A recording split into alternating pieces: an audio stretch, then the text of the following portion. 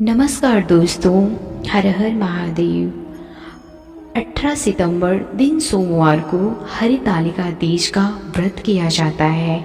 यह पर्व हर वर्ष भाद्रपद माह की शुक्ल पक्ष तिथि को मनाते हैं। इस व्रत के करने से भगवान शिव और माता पार्वती का आशीर्वाद प्राप्त होता है और जीवन के सभी कष्ट दूर होते हैं। हरितालिका तीज का पर्व भगवान शिव और माता पार्वती के अटूट रिश्तों को ध्यान में रखकर किया जाता है। इस दिन महिलाएं 16 श्रृंगार करके पूजा अर्चना करती हैं, अखंड सौभाग्य का आशीर्वाद प्राप्त करती हैं और साथ ही फिर हरितालिका तीज की कथा सुनती हैं। हरितालिका तीज की कथा सुनने व पढ़ने मात्र से भगवान शिव और माता पार्वती का आशीर्वाद प्राप्त होता है और सुख शांति और समृद्धि में वृद्धि होती है। यह कथा बहुत पवित्र मानी जाती है, इसलिए इस दिन हरितालिका तीज की कथा अवश्य सुननी और पढ़नी चाहिए। तो दोस्तों, वीडियो के अंत तक बनी रहिएगा। अगर आप हमारे चैनल पर नए हैं तो कृपया कर हमारा चैनल सब्सक्राइब कर लें और देर न करते हुए वीडियो शुरू करते हैं। जिनके दिव्य केशों पर आँख के फूलों की माला शोभा देती है और जिन भगवान शंकर के मस्तक पर चंद्र और गले में मुंडों की माला पड़ी हुई है, जो माता पार्वती दिव्य वस्त्रों से तथा भगवान शंकर दिगंबर वेश धारण किए हैं, उन दोनों भवानी शंकर को नमस्कार करती हूँ। कैलाश पर्वत के सुंदर शिखर पर माता पार्वती जी ने महादेव जी से पूछा, हे महेश्वर, मुझसे आप वह गुप्त से गुप्त बातें बताइए जो सभी के लिए सरल और महान फल देने वाली है। हे नाथ, यदि आप मुझसे प्रसन्न हैं तो आप मुझे दर्शन दें। हे जगन्नाथ, यदि आप मध्य और अंत रहित हैं, आपकी माया का कोई पार नहीं है। आपको मैंने किस भांति प्राप्त किया है? कौन से व्रत, तप या दान के पुण्य फल से आप मुझको वर रूप में मिले हैं?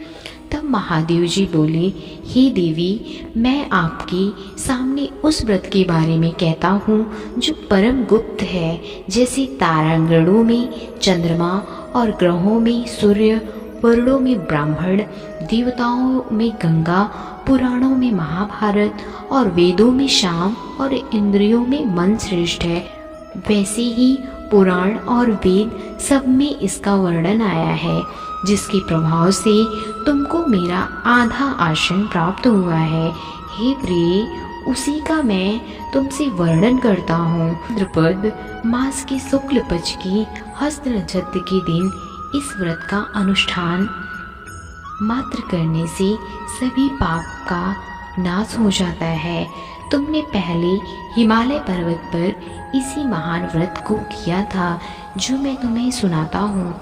पार्वती जी बोली, हे प्रभु, इस व्रत को मैंने किस लिए किया था, यह मुझे सुनने की इच्छा है। सुकृपा करके कहें। शंकर जी बोले, आर्यावर्त में हिमालय नामक एक महान पर्वत है, जहाँ अनेक प्रकार की भूमि अनेक प्रकार के वृक्षों से सुशोभित है, जो सदैव बर्फ से ढके हुए तथा गंगा की कल कल ध्वनि से शब्दयामान रहता है। हे पार्वती जी, तुमने बाल्यकाल में उसी स्थान पर परम तप किया था और 12 वर्ष तक के महीनों में जल में रहकर यथा वैशाख मास में अग्नि में प्रवेश करके तप किया। सावन के महीने में बाहर खुले में निवास कर अन्न त्याग कर तप करती रही। तुम्हारे उस कष्ट को देखकर तुम्हारे पिता को बड़ी चिंता हुई। चिंता में वह सोचने लगे कि मैं इस कन्या का विवाह किससे करूं। एक दिन नारद जी वहां आए और देवर्षि नारद ने तुम शैलपुत्री को देखा। तुम्हारे पिता हिमालय ने देवर्षि को आर्यपाद आसन देकर सम्मान सहित बिठाया और कहा, हे मुनीश्वर, आपने यहाँ तक आने का कष्ट कैसे किया? कहें क्या आज्ञा है? तब नारद जी बोले, हे गिरिराज, मैं विष्णु भगवान का भेजा हुआ यहाँ आया हूँ, तुम मेरी बात सुनो। आप अपनी कन्या को उत्तम वर को दान करें। ब्रह्मा, इंद्र, शिव आदि देवताओं में विष्णु भगवान के समान कोई भी उत्तम नहीं है, इसलिए मेरे मत से आप अपनी कन्या का दान भगवान विष्णु को ही दें। तब हिमालय बोले, यदि भगवान वासुदेव स्वयं ही कन्या को ग्रहण करना चाहते हैं और इस कार्य के लिए ही अपना आगमन हुआ है, तो वह मेरे लिए गौरव की बात है, मैं अवश्य उन्हें ही दूंगा। हिमालय का यह आश्वासन सुनते ही देवर्षि नारद जी आकाश में अंतर्ध्यान हो गए और भगवान विष्णु के पास पहुँचे। नारद जी ने हाथ जोड़कर भगवान विष्णु से कहा, हे प्रभु, आपका विवाह कार्य निश्चित हो गया है। इधर हिमालय ने पार्वती जी से प्रसन्नता पूर्वक कहा, हे पुत्री, मैंने तुमको गरुड़ध्वज भगवान विष्णु को अर्पण कर दिया है। पिता के इन वाक्यों को सुनते ही माता पार्वती जी अपनी सहेली के घर गई और पृथ्वी पर गिरकर अत्यंत दुखी होकर विलाप करने लगी। उनको विलाप करते हुए देख सखी बोली, हे देवी, तुम किस कारण से दुखी हो, मुझे बताओ, मैं अवश्य ही तुम्हारी इच्छा पूरी करूंगी। पार्वती बोली, हे सखी, सुन, मेरी जो मन की अभिलाषा है सुनाती हूँ। मैं महादेव जी को वरण करना चाहती हूँ। मेरे इस कार्य को पिताजी ने बिगाड़ना चाहा है, इसलिए मैं निसंदेह इस शरीर का त्याग करूँगी। पार्वती के इन वचनों को सुनकर सखी ने कहा, हे देवी, जिस वन को तुम्हारे पिता ने न देखा हो, तुम वहाँ चली जाओ।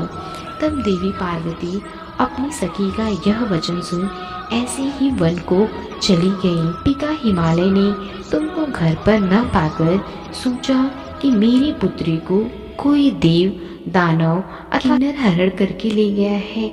मैंने नारद जी को वचन दिया था कि मैं पुत्री का भगवान विष्णु के साथ वरण करूंगा।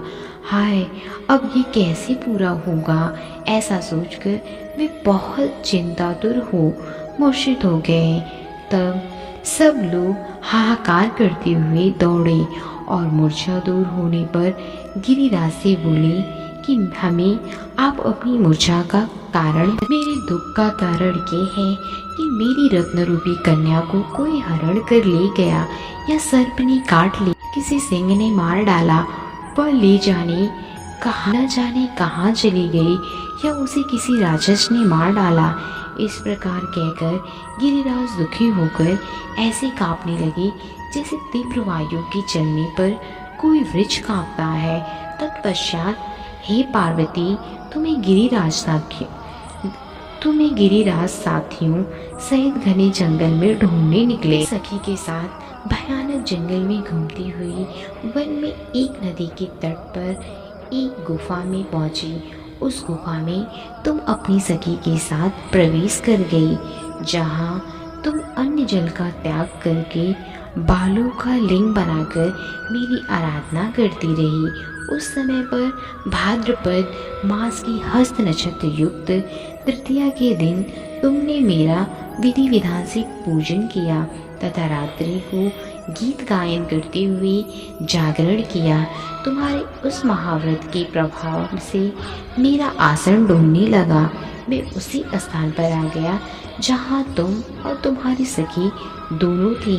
मैंने आकर तुमसे कहा, वराननी, मैं तुमसे प्रसन्न हूँ, फिर तुम मुझसे वरदान मांग। तब तुमने कहा कि हे देव, यदि आप मुझसे प्रसन्न हैं तो आप महादेव जी ही मेरे पति हो। मैं तथास्तु ऐसा कहकर कैलाश पर्वत को चला गया और तुमने प्रभात होते ही मेरी उस बालू की प्रतिमा को नदी में विसर्जित कर दिया। ही समय तुमने वहाँ अपनी सखी सहित व्रत का पारायण किया। इतने में तुम्हारे पिता हिमवान भी तुम्हें ढूंढते ढूंढते उसी घने वन में आ पहुँचे। उस समय उन्होंने नदी के तट पर 2 कन्याओं को देखा तो यह तुम्हारे पास आ गए और तुम्हें हृदय से लगाकर रोने लगे। बोले, बेटी तुम इस सिंह व्याघ्रति युक्त घने जंगल में क्यों चली आई? तब तुमने कहा, हे पिता, मैंने पहले ही अपना शरीर शंकर जी को समर्पित कर दिया था, लेकिन आपने नारद जी को कुछ और बोल दिया, इसलिए मैं महल से चली आई। ऐसा सुनकर हिमवान ने तुमसे कहा कि मैं तुम्हारी इच्छा के विरुद्ध यह कार्य नहीं करूँगा। तब वे तुम्हें लेकर घर को आए और तुम्हारा विवाह मेरे साथ कर दिया। हे प्रिय, उस व्रत के प्रभाव से तुमको मेरा अर्धासन प्राप्त हुआ है। इस व्रतराज को मैंने अभी तक किसी के सम्मुख वर्णन नहीं किया है। हे देवी, अब मैं तुम्हें यह बताता हूँ कि इस व्रत का यह नाम क्यों पड़ा। तुमको सखी हरण करके ली गई थी, इसलिए हरितालिक नाम से पड़ा। पार्वती जी बोली, हे स्वामी, आपने इस व्रतराज का नाम तो बता दिया, लेकिन मुझे इसकी विधि और फल भी बताइए। इसके करने से किस फल की प्राप्ति होती है? तब भगवान शंकर जी बोले, सौभाग्य की इच्छा करने वाली महिलाओं को यह व्रत पूरी विधि विधान के साथ करना चाहिए।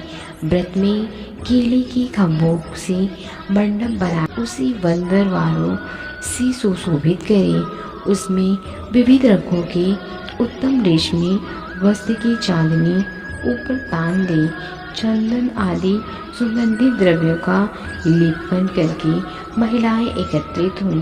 शंख, वेरी, मृदंग आदि बजावे।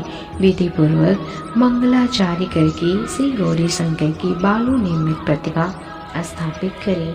फिर भगवान शिव पार्वती का गंध पुष्प धूप आदि से विधि पूर्वक पूजन करें।